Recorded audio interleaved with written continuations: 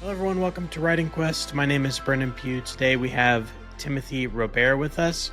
He is the author of Tales of Battle and a few other things. And how are you today? Welcome to the show. Awesome. Thanks for having me. How are you? Good. Yeah. So why don't you tell us a little bit about who you are, how you got started with writing, and what kind of led you down the path to eventually writing Tales of Battle? Yeah, I was born in a small island in Vermont, right near the Quebec border.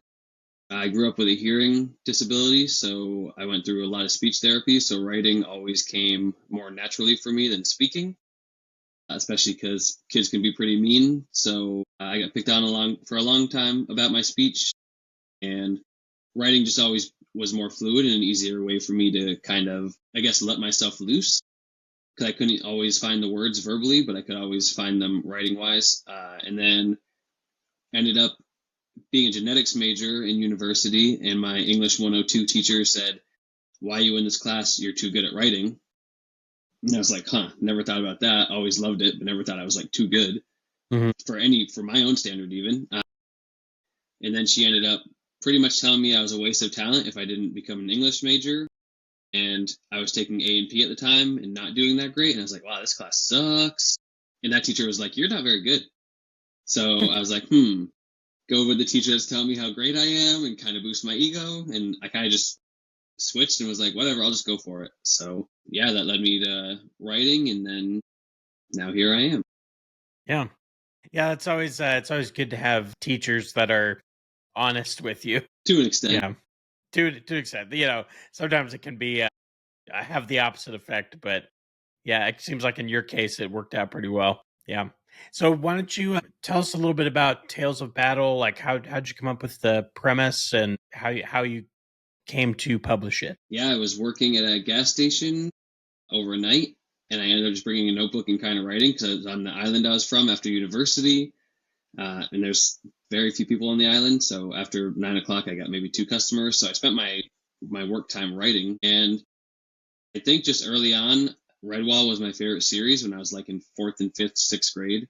This first book I remember, I was like, man, this is so cool. These badgers and foxes and rats fighting each other. And I was like, what about like if humans did that? Ended up kind of just happening. I love foxes, kind of just grabbed a fox, thought about an animal that would be a really like good looking, handsome villain type.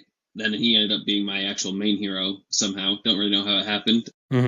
And yeah, and then I added some elves, some humans, kind of a little backstory, and kind of just ran with it. And now, book 1 is published, book 2 is being edited, and I'm writing book 6 currently. So I kind of let the story write itself, and I was just the person running the pen. Yeah. I like that it's got all sorts of I love the humanoid animal idea, but then you also still have like elves and it's cool to have all that stuff in there. Like, is there a reason you didn't just go with the animal side of it and you wanted the rest of it, or just kind of happened that way? I think I really just love elves. I'm not going to lie. I think everybody does, Tolkien and elves, and I think everybody just kind of enjoys it. I think there's something really regal about them. And I also wanted to kind of tie together real world fantasy worlds that people know in the world I was building. And I thought the best way to do that was have some humans, have some elves, because we can tie those into fantasy very easily. People have an easy grasp on them. And then add in a bunch of my animal humanoids that people probably don't have as good of a grasp on and give them human characteristics and kind of tie in the world that way. So it's kind of tying in like 3 different worlds into one. Yeah. That's cool. So this is book 1. You said you're writing book 6. So did you kind of think through how many books you wanted, or are you just writing them until you run out of story? Like what's your method there? At first I was just writing, and I was like, 3 books sounds good. I finished my 3 books, thought I was done, and I was like, man, a prequel sounds really fun. So I wrote a prequel, and then I wrote whatever a sidequel is called. I guess maybe a sidequel. I don't know what they're actually called, but a side piece in a different part of the world. And then I ended up being like, man, it'd be really cool to tie in this spin-off to my other characters from books 1 through 3, because I missed them. Because sometimes you write and you're like, man, I miss those characters. Hmm. And I kind of wanted one more big journey with them to give them a more finite ending, I think. And I was in a Buddhist meditation, and I was trying really hard to focus, and all of a sudden this stuff just popped in my head because what was happening in the meditation, and I was like, shit. I'm like sneaking on my cell phone, trying not to have like the monk see me and trying not to have anybody else see me because they're gonna be like, "What are you doing?" And I'm like trying to text myself all this stuff really quick, like just these random ideas. And I got back and I just kind of started writing. And I was like, well, I guess if I'm finishing it here. So, and I think Yeah. 6 books is a good amount because I don't really want to kill my series. I mean, I love Redwall, but it's like what, 23 books or something. And I don't know if I want it to be that big, but I think 6 decent sized books is a good ending point for me with the series. And at some point, you kind of got to let go and move on to something else. So, Yeah, definitely. It's always the worst that ideas always seem to come at like the worst possible times. Like they're just all of a sudden you're doing something that you do not have time to take notes or you can't take notes. And then that's when all the ideas show up. yeah, for me, it's either in the middle of teaching, it's in the middle of a Buddhist meditation. Sometimes when I'm at church, it happens there. So it's always the places that you don't want to get caught on your phone because everybody's going to be like staring at you or totally judging you when you know it. Mhm. But you also don't want to waste your good ideas. And it's just like, it's okay. Yeah. Yeah. So it sounds like you did quite a bit of just kind of going with the flow, but did you do any outlining? Did you kind of plan those 3 books out or did you just kind of write them? I just wrote them. I actually had a lot of fun just kind of letting the characters write themselves. Like my Jaguar, Caesar, he was originally supposed to be this brutal, beautiful enemy. And that was what I thought it was set in stone. And as I wrote the book, it just totally changed. Everything changed. The whole narrative changed. What I thought it was going to end like changed. Book 6, I had a more of a concrete idea, I think, but I never did an outline. In my head, I just had kind of a beginning and an end and some filler in there. So I had like some links to go through it so far. But I am trying to outline my next series after this just because, I wrote book 1 and then I did the map, which was crazy pain. It was so difficult to try to link everything that I wrote and make it make sense in a map. So I think I want to do it the Mm, opposite way this time and see if it's better, make my map and then go from there. Because in book 2, I explore more of the world and I'm trying to get through the map for that book right now and I have no idea how to navigate it. yeah. Yeah, I'm kind of one where I don't have to necessarily have it all plotted out, but I do struggle with like if I don't understand the mechanics, then I don't know how to write the story. So like if I don't know how the magic system works or if I don't understand the map, like I can't even start because I'm just like I don't know how to tell people that they're going from like this part to this part. Like Yeah. I think yeah. I just started writing, and then afterward, when I went to do the map, I was like, oh my gosh, I have no idea what I'm doing. And the magic system, it doesn't take place in book 1; it does in 2. It's probably going to be a mess through the whole series, but it's pretty much elemental, so it's not a super in-depth magic system, I don't think. Mhm. But I would like to. I do see the positives in plotting that part. I think if you're going to do a magic system and certain very like fantastical elements that are kind of deep, Mhm. I've now learned that plotting is probably better in that way, just because when you're in the middle of writing and then you go back and you're like, oh crap. So Yeah. I think my next series, I've learned that as much fun as I had being really fluid and kind of just going with it, that there are certain things that I will plan out ahead of time next time. Yeah. Yeah, I was talking to someone a couple weeks ago that about like I'm generally fine. I don't ever get any writer's block about like where to take the story. I can generally figure. I mean, I might for a little bit, but then I can figure out what to do. But I do get tripped up on like mechanics, like we were saying. Like, so it's like I know what I want to do, but I need to figure out how this part of the magic system or whatever works to get there. So it's kind of like a weird like it's not really writer's block. It's just like I don't know how to do this in the context of what I've created. I almost call it reader. I think of it as reader's block because writing it doesn't really matter. And then I Mhm. think of it from a reader perspective, and I'm like, man, that's going to mess someone up. Like, if I don't Yeah. have something in here that makes sense, they're just going to be like, no. And Yeah. it's funny because in university, a lot of teachers were like, if you're writing fantasy or fiction, nothing matters. Do whatever you want. Punctuation doesn't matter. Mhm. They're like, it might matter to publishers, but really, you can do whatever rules you want. And sometimes I think like that because they pound it into our heads. But then I'm like, for readers, I mean, for a writer, yeah, maybe, but for a reader, it's not always the case. Yeah. Yeah, I mean, I even think about like Harry Potter is one where it's like I love that series, but there's issues. Like from book 1 to book 7 where like this doesn't really work, you know? Like I don't know if it wasn't thought out or if it just was like she was just writing it and didn't worry too much about it. But I agree. There's like the reader thing of like it works for like as the writer, like I don't care. Like I know what it's supposed to be. But for Right. the reader is like, wait, that doesn't make sense, and then it can take them out of it, and you don't want that to happen. It also depends on the reader because I actually went to a Comic-Con in Denver or whatever, and I went to a writer's panel, and they were talking about Harry Potter's the magic system. But some of the complaints, I was like, man, you all like went real into that. You all like dove real deep into the money and everything. I was like, I never thought about the money. Never cared about the money. Yeah.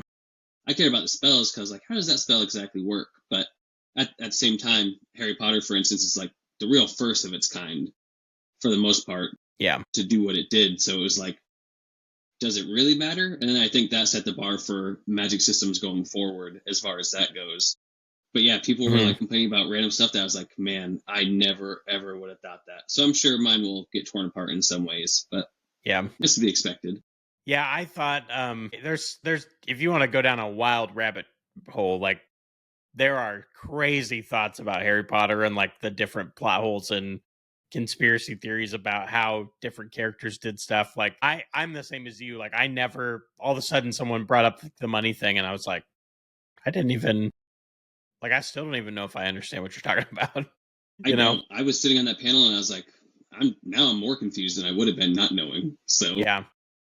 Yeah, that's cool. So, what kind of drove you towards wanting to do self publishing as opposed to trying to query or go the traditional route? And then, so you've published the first one. So, are books 2 and 3, where are they in that process? so I chose to self-publish because my editor pushed me to do it, honestly. I was in the trenches sending all my letters, which I'm really not very good at. If it was old school and I could go to their office and be like, "Here's my manuscript, let's talk about it." I know I could do it. Mhm. I think I'm pretty charismatic and I think I could get them to sell me. But when you just are one email in 1,000, it gets pretty frustrating. Mhm. The last query I sent was, gosh, it was this lady, and everything that my novel is, she had as a want, like every single thing. And I messaged my editor Laura, and I was like, hey, this lady's perfect. I think it's set. And she got back to me pretty quick, and she was like, I love your novel. I think it's good, but I can't represent it right now. And I was like, Mhm. oh my gosh, went into my pit of despair. And Laura was like, look, you've been doing this novel forever. You've edited it, and we've edited it like 30 times. She's like, just publish it and get it out there. She's like, because if you never do, nobody's ever going to know. And I was like, Mhm. you know what? I will just do it. I'll just put it out there. And I had already self-published a couple poetry books and a non-fictiony fiction book. So I kind of had an idea what I was doing. And then I was like, okay, I'll just do it and go for the best. And then as far as book 2 goes, it's in editing at Writer Journey Services right now, or about to be. Book 3, I need to self-edit first and get ready to kind of get edited and then get a cover for that one. But book 3, 4, 5 are done. They just are in their rough stages, so I need to get through them while I'm simultaneously working on book 6 and finishing another poetry book. Yeah. Cool. What's your favorite part of the writing process? Do you like the drafting, editing, world building? Like, what's your favorite part of the whole process? I hate editing with passion. Hated it in university. Hate it now, especially as an English major, because you learn everything you don't know. There's always rules that you're like, oh my gosh, it's so stupid. Mhm. Especially in English, because some rules just don't make sense. Yeah. And then I love just writing. I love the characters, but I also do love world building. I think building is very much, it's like give and take, because you're always learning what you're world building. I don't think, unless you're George R. R. Martin, I don't think anybody's really an expert world builder. I think we're all kind of learning as we go. Mhm. I think that's kind of the fun part, is it's never the same and you're always learning and experimenting. And I think that's pretty cool as long as it translates well on the page. But reading, A Song of Ice and Fire and seeing his world building, almost made me not want to do it because I was like, his world is so insanely big and complex. Mm-hmm. But obviously, that's part of the fun of world building is we all build differently, and I do think that's probably the most fun once you get over some of the hiccups. Because I'm sure we all question ourselves and are like, well, that's stupid. Is that too big? How do you distance is like the worst part of world building. So I will say that trying to figure out what distance makes sense for everything, especially when you put a map Yeah. into it. So I will say rough world building is fun, but then when you get into the fine tuning of world building, it's a giant pain, just like editing. Yeah. So I think probably just drafting and getting the book together in general is probably the most fun, especially because I'm pretty in tune and love my characters. Um, and I like to take the journey with them. So I think that's probably my most enjoyable part. Yeah. Yeah, the whole world building thing is great because the other thing too that this happens to me is, you do end up a little bit in the comparison game because it's hard to. There's nothing truly original anymore. We're just creating things that are kind of similar, and you're taking some ideas from some stuff, and then you're redoing some things for yourself. And so I would find myself a lot of times like, that's too similar to this or that's too similar to that, and then I finally had to just be kind of like, just got to create the world that matches the story that I'm trying to tell. Yeah, I had that problem because some people were like, "Oh, your novel's kind of Game of Thrones-ish," and I was like, "Man, as much as because I'm a super Game of Thrones nerd, I'll admit, Mhm. but I've really done my best to try to make it not Game of Thrones as possible, especially just world-wise. But of course, there are Yeah. similarities because when you have novels that are in the same realm of existence, you're going to have similarities. Like you said, there's nothing that's going to be totally original, so everything's going to have something in common with something, right? I Yeah. mean, it's pretty much unavoidable, and you know that as everybody as an English major or a writer or any kind of literature person knows that nothing's fully original. Mhm. So that is a pain in trying to make it stand out to be as original as possible. I think is hard as far as world building goes, but I really get caught up on the distance.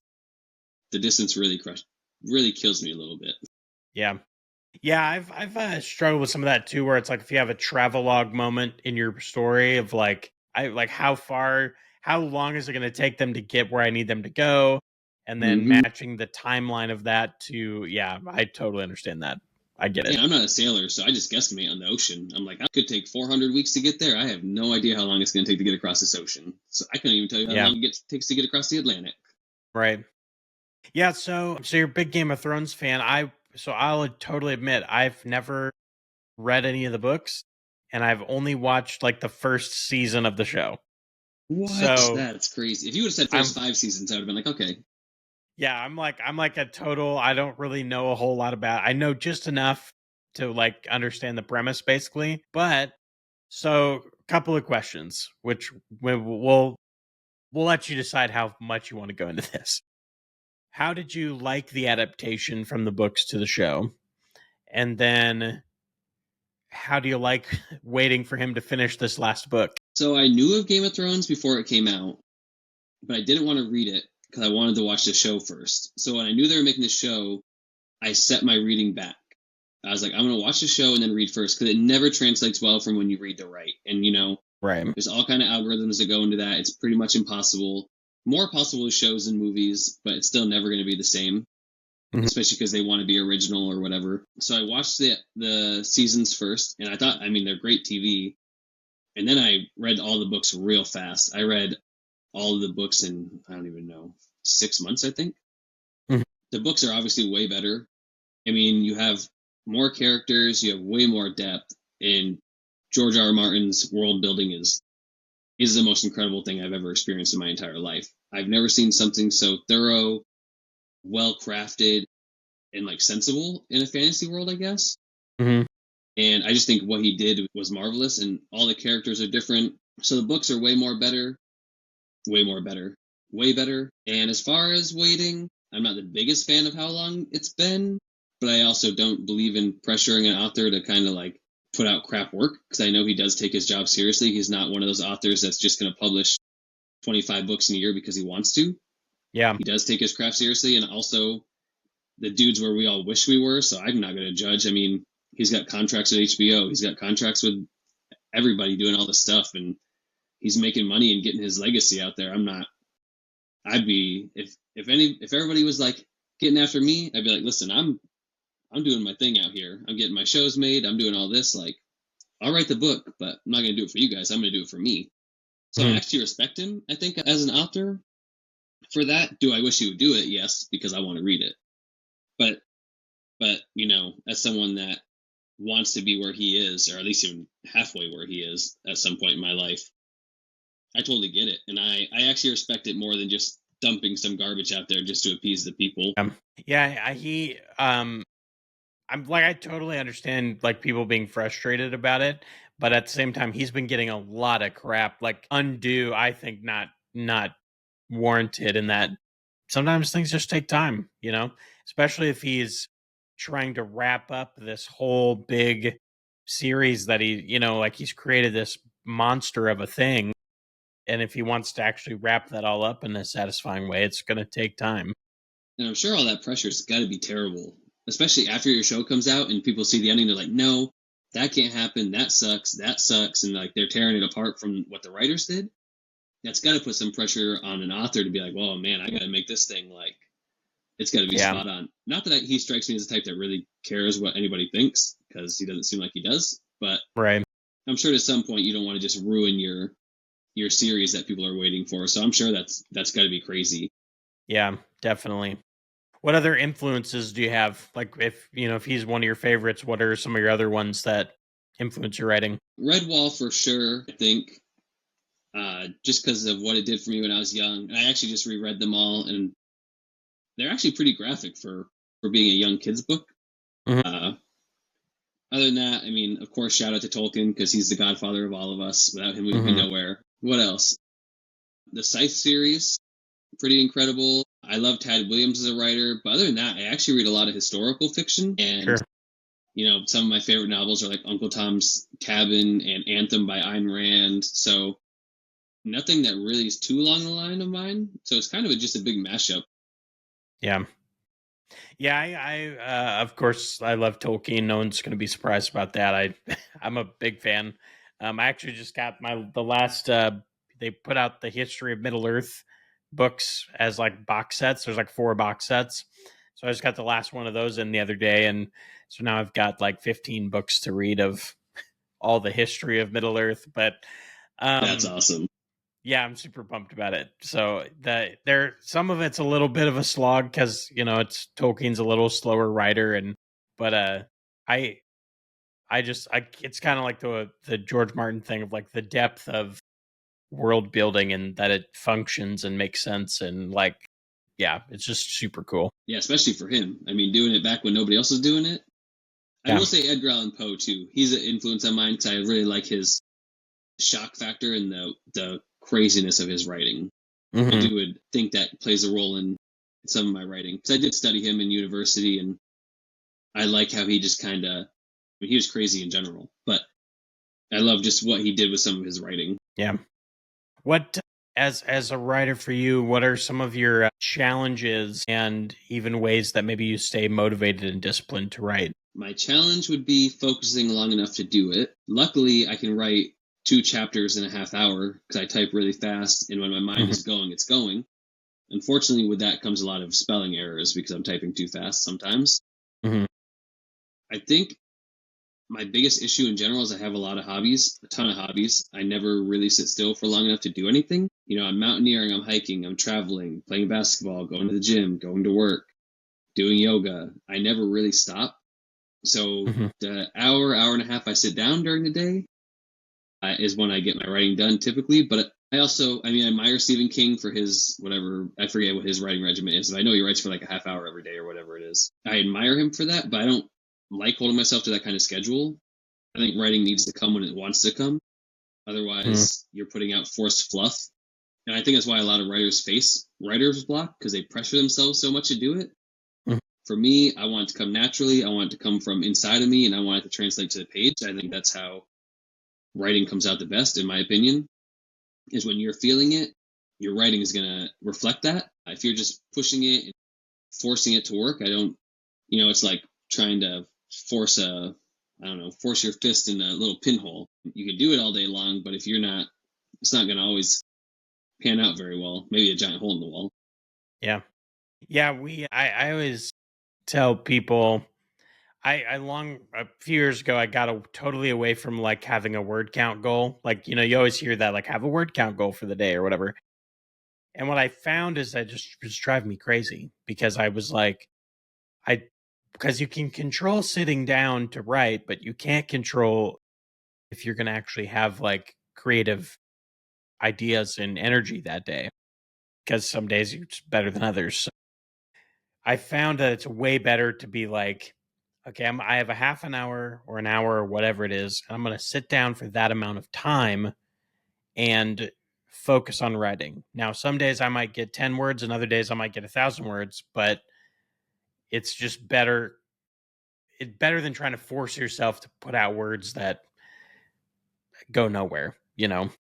I've always been a big hater. Not gonna lie, on Twitter, on Threads, I've always been a big hater on word count, because you can post that you wrote 40,000 words today, but are 39,000 of those words good? Do they make sense? Are they? I mean, if you sit down and you write a paragraph and it's an amazing paragraph, good. If you can sit down and write 10 pages, then also great. But Mm-hmm. I don't think word count really dictates anything as an author, other than whether it's a novel or not by the end of the day. But yeah, I think I really try to avoid look. I don't even look at my word count, because I don't want to know how much I wrote that day. As long as I sat there and I got what I wanted to get out, and I don't feel like I have anything left, that's good enough for me. And like you said, whether that's a few sentences or whether it's 5 chapters, I mean, whatever comes comes, and whatever doesn't. But it's much better to me than putting just a bunch of words down and then having to edit them out later because you were trying to reach some kind of goal. Yeah. Yeah, well, I think about that too, of like, I mean, everything you put down you have to edit, so it's like, am I creating more work for myself or not? And then it just, I don't know, like, you can't control creativity. You can't control when you're going to have good ideas, or it's going to really be flowing, and so you can just type a lot. Or so basically just found that I was like literally making myself feel insane, of like I wouldn't hit that 1,000 words even if I worked at it for like an hour, and then I would feel bad for not hitting, like, it just starts that whole cycle of, not Yeah, feeling good about yourself. I think it really gets to people and makes some people crack. I did it for a second. I was like, oh my gosh, all these authors are putting their word count. What am I writing? And I was Hmm. like, no, I don't care. Because I've never been a numbers person. I'm like, yeah, whatever. But I can see how it drives some people crazy. And I've seen it, on social media. People are like, oh my gosh, I couldn't write today. And it's like, that's okay. Give yourself a break. It's fine. Yeah. Yeah, definitely. So what is as we're talking about kind of that writing process and stuff, what are some of your, like, do you have any kind of routines or rituals that you do follow? Like, I'm going to sit down for half hour and you listen to certain kind of music or like anything like that, or you just kind of when it strikes? Just kind of when it strikes. Sometimes in poetry, I'll sit down and put some music on. Sometimes I'll sit down and I'll put New Girl on in the background if it's too quiet. Sometimes I'll sit in utter silence. It really just depends on what I'm feeling. If I'm in need of inspiration, maybe I'll put like a certain music on, just kind of get my mindset, like sit there and relax a little bit. But it's really like rain or shine, music, no sound at all.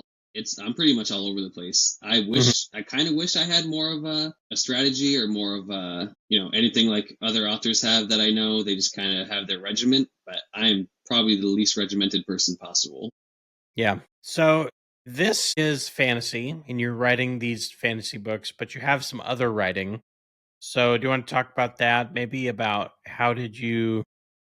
what are some of the other genres that you've written in and what you like about those things? I mean, 3 of my other books are poetry books, and I have another one coming. I just, poetry is part of my major. I've always loved lyrics and poems. I've always felt like they're a really beautiful art form. So poetry has a very special place in my heart in a very different way, where I can really release a lot of my inner self in an artistic way, opposed to the way that it translates into fantasy. I wrote one about a World War II vet, because my mom was an at-home nurse for him, and he had dementia. He couldn't remember many things, and he one day just told me this crazy story with so much detail, from smell to, I could literally see the whole thing unfolding in front of me like I was watching a movie, the way he was telling it. And I was like, wow, this man can't remember to go to the bathroom, but he remembers exactly what this battle smelled like, felt like, how hot it was, every single feeling. and I was like, I got to write this down. And I went down there day upon day to listen to whatever I could get from him. I had this huge, one of those big, ugly yellow notepads, and it was scribbles everywhere. I just had because he had dementia, so I just had random shit all throughout it, and ended up piecing it together. Unfortunately, he died 2 months before I finally got it published, but cool memoir. His whole family has it. Yeah. Pretty much everybody on my island has it because that's where he lived. So kind of just wanted to dedicate it to him and thought it would be fun. And that was my first book I published, which was funny as someone that's mainly a fantasy person. Yeah, it just kind of felt real. And I also kind of felt like I owed it to him. Not like I'm a big war person in that way, but, Mhm. World War II vets, they went through crazy life. There's not very many of them left today. Mhm. They're pretty much all gone for the most part. And I was like, okay, how many chances am I going to get for this? So, Mhm. yeah, I thought it was kind of fun. I just thought it was cool to write someone with dementia stories because he was funny, and then also his crazy war stories, and then make up some stuff along the way. Yeah. Yeah, that's cool. I really love that. Actually, I'm from a military family. My grandpas both served in wars, and my dad and everyone, So we have a bunch of notebooks from my grandpa's, and we have like my dad has some journals that he kept when he was over in Afghanistan, and I've thought a few times of like I really should read through some of that and try to compile it into some sort of historical fiction novel. I think that'd be cool. Yeah, it would. I mean, I had the chance to make kind of a sequel-ish. It was going to be with a lady that escaped from Germany during World War II, because she also lived on my island, but then I ended up moving away, so I didn't really get with her. And I really tried hard to write one with a Vietnam vet, but because Vietnam vets are so secretive and they have a really hard time talking about their stuff, Hmm. it was really hard to find any that would actually really open up. Yeah. I had one, he tried, it just wasn't coming because it was too emotional for him. So I couldn't really do anything with it, unfortunately. I'd still like to, actually, just because the few Vietnam vets that I've heard a little bit from, it's really intense, just not enough that I can write a book about. Yeah. And then I had an Afghan vet. I think he went back to deployment. I was going to write his story because his story is pretty wild. He's done 3 or 4 deployments. Hmm. But we lost touch because something happened. He's still around. I saw him post something, but he's just all over the place and he got his own stuff going on. So Yeah. eventually, hopefully, I'll get around to those. Yeah. Yeah, that's super cool. I so you finish a book, you're gonna publish it. Take us from the process of finishing the book to publishing. So like do you find beta readers? Do you have an editor? You mentioned you have an editor you work with. What are kind of the other steps you go through before you actually publish it? So I usually get 3 or 4 eyes on it. I love to get their opinions. They're always crazy different. So I have those beta readers. And then I go back through myself, which I don't like, but I do it because obviously we have to. And then I send it off to my editor Laura for a minute. She gets it back, and then eventually it goes to RB because they're both at the writing services together, and they go through it. A lot of crying in between there, a lot of crying and manic stuff going on. Mm-hmm. That's actually why I published a not so great novel. I might take it back, but I published this weird sci fantasy novel just because I was so stressed out about this series. I was like, I need an outlet, and I made this goofy talking dog series where he fights God and all this weird stuff because I needed my own outlet for that Mm-hmm. stuff. Then get it back from editing, go through it, and then you sit on the self-publishing page and you wonder what is actually going to happen with this. Now I'm trying to develop a street team and compete with social media stuff, which is not my forte. I'd really rather not. I really belonged back in like the 1930s before all that stuff, honestly. Not because I can't do it. It's just you're competing with all this craziness. It doesn't even have to do with writing anymore. It has to do more with like how often you can be on social media, which I'm not on it that much, or doing these weird pages that look pretty and they're beautiful. I don't have the money to compete with that. Yeah. And crazy PR boxes and all this stuff. So in between the publishing and the writing part and the editing part, a lot of self-deprecation and crying. Yeah. But other than that, just relating my trying to get my creative processes flowing by learning and reading and experiencing, and then writing and just kind of enjoying the journey and letting it all go. Mm-hmm. I think now I'm at a place in my writing where I went through those ups and downs, especially on social media. It's hard not to. You see these authors that are publishing things, and they're like, oh, I just sold 5 million books my first day as an author. And I'm like, oh my gosh. But now I'm Yeah. at a place where I'm just okay with it, doing my thing, telling my stories, and hoping for the best. Yeah, it's mostly just sending it to the editors, hoping they don't come back and say, "Wow, this is terrible." Yeah. Same with the beta readers, but if they tell me something's terrible, then I wait for all of them to give me their feedback, and I'm like, "Oh, okay." Like my poetry book, all 5 of them came back already and were like, "I love all these poems, but these ones stand out," and they all pick different poems, which is actually cool.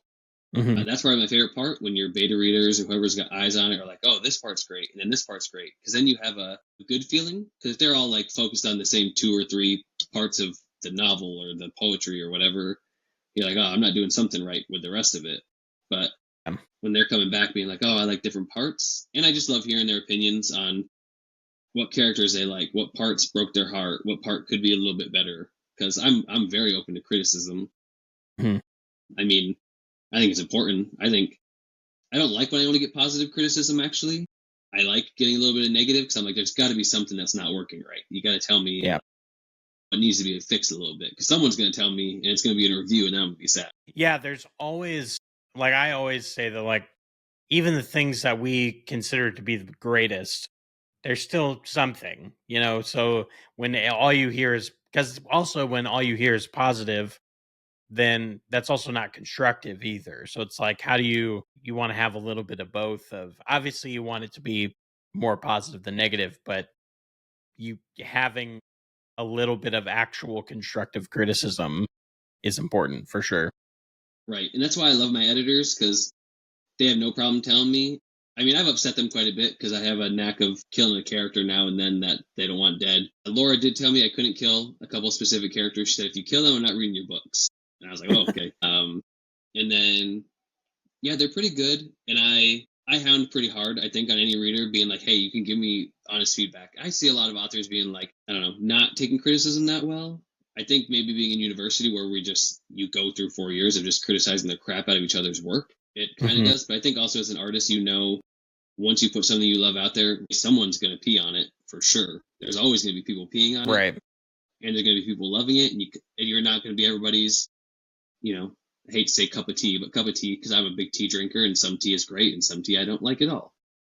And that's Yeah. okay. So I really appreciate that process. I really appreciate having trusted readers and editors I trust that give me actual feedback, because I know that everything I write is not perfect, and I'm totally prepared for that. Yeah. I like what you were saying too about just kind of doing your thing and not worrying too much about. I kind of got that to that place with YouTube of like I've been doing it long enough now. I've been out like 3.5 years, almost 4, and I spent a lot of time kind of chasing the algorithm and trying to figure out what to post and get everything just right so you do all the things. And finally, I was like, I'm just gonna make the stuff I want to make, and it's growing slower probably than if I was trying to do the other stuff, but it's way more satisfying. And I think that's the same with writing books is like, if you chase the social media, if you chase all that stuff, it just drives you crazy. Yeah, I almost gave up writing. I even messaged Laura. I was like, I'm done after this book. Like, I'm done. I quit. I don't care anymore, because I was chasing and chasing, and algorithms are always changing even. And Hmm. 1 second Twitter's popular, I have 18,000 followers, and next everybody's leaving Twitter for Threads, and you start over again. And then you're chasing TikTok, and then you're chasing whatever next app comes up, Blue Sky or whatever, and you're constantly just chasing instead of doing what you actually want to do.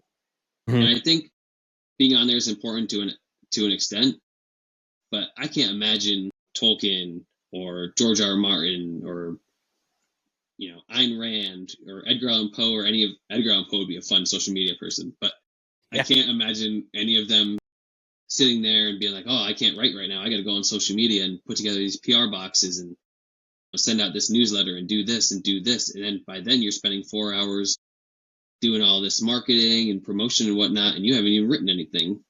Yeah. And I'm all about my writing and my process, and if it pays off, great. And if it doesn't, well, then at least I got a bookshelf to put them on. Yeah. Yeah, I think that's a great perspective of like you got to do the art form first before if you have nothing to market, kind of a thing, but also focusing your creative energy on actually doing the thing as opposed, like I think we do get a lot of that where people are posting on social media, and then it's like, but you're not actually doing the thing. So, you know, what are you Yeah, and doing? then you get social media burnout, which I get pretty much every other day. It feels like, honestly. Hmm.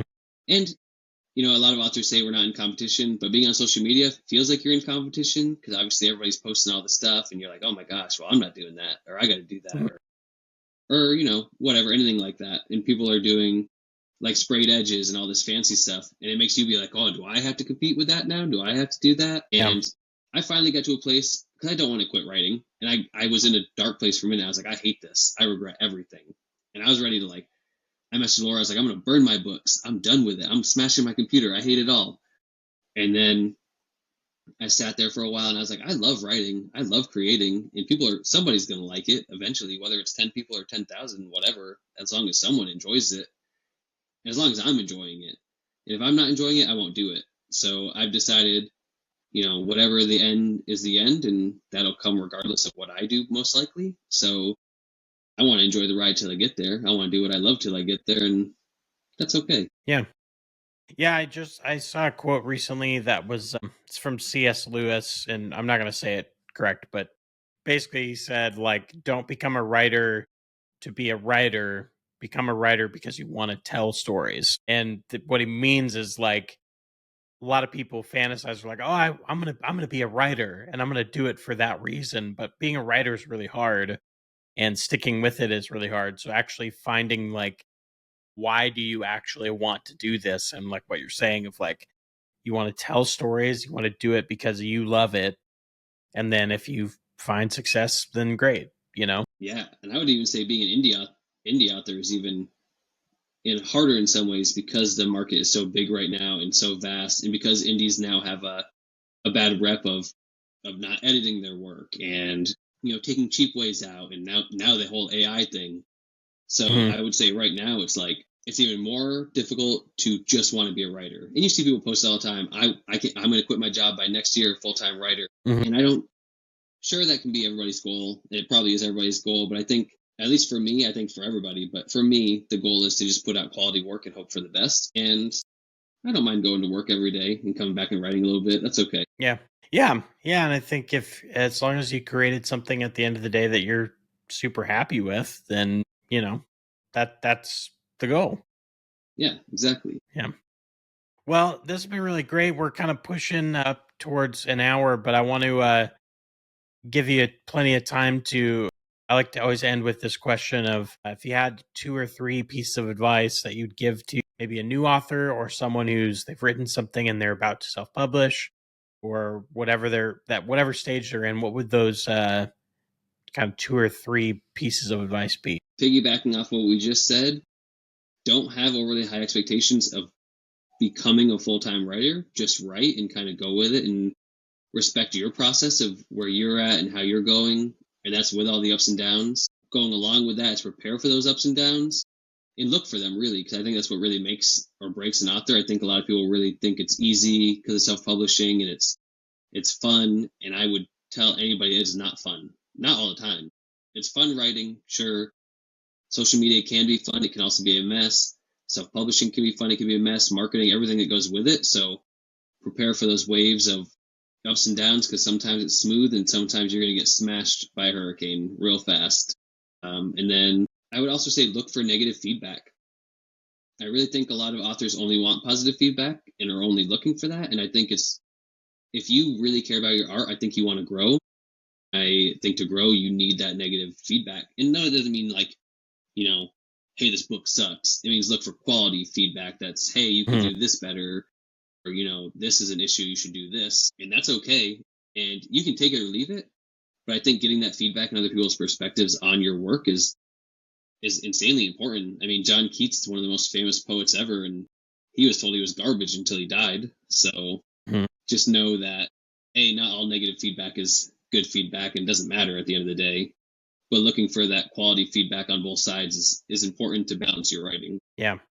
Yeah, it's that constructive feedback, and not because there's always going to be the trolls who are like, they just post something stupid to post it, but the actual feedback of like, hey, I really like this, but this part could be different, or this could have been better for sure. Yeah. Well, it's been awesome to have you on. It's been great to talk to you. I'm glad we could figure out a time and make it work. So, why don't you tell us about all the places we can find you and the social media, the stuff we just talked about, not like doing, but where can people find you and get a hold of your work? Yeah, Threads and Instagram are Writing with Wolves 22. I'm also trying to do an out there Instagram, out there T Robare. I'm on it sometimes. X or Twitter, whatever it's called now. You can find me at out there T Robare. And TikTok, I'm also out there T Robare. So pretty easy. And then you can find me on Amazon, eventually on Ingram Spark if it stops messing with me. Yeah. And I'm always open to getting fan mail if anybody ever wants to. Yeah. Awesome. Well, we'll put all that in the description below, and I have it on my list now to read. So my TBR has gotten pretty long, but I've got this one written down, so I'll get to it eventually, hopefully, some point this year. So, well, thanks so much, everyone, for watching. This has been Writing Quest and Timothy Robare. Make sure to check out his work and Tales of Battle, and we will see you next time on Writing Quest. Thanks for having me.